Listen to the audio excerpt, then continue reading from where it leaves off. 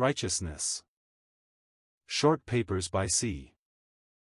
H. Mackintosh. Christ is the believer's righteousness, as we read in 1 Corinthians 1 verse 30, who of God is made to us wisdom, righteousness, sanctification, and redemption. Again in 2 Corinthians 5 verse 21, for he, God, has made him, Christ, to be sin for us, who knew no sin, that we might be made the righteousness of God in him.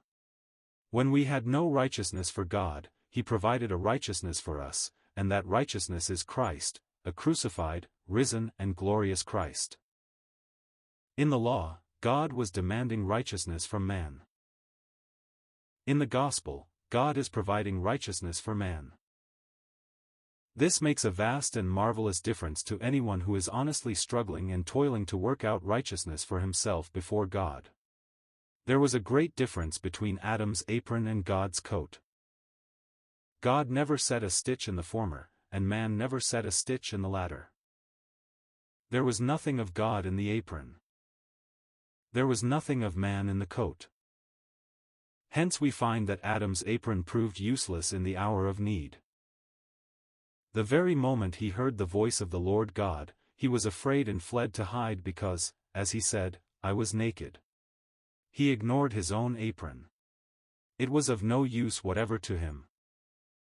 It could not even satisfy his own conscience. Not so, however, when he got on God's coat.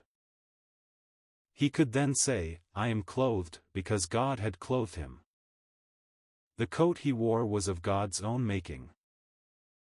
Moreover, it was founded on the shedding of blood, an all-important cardinal truth.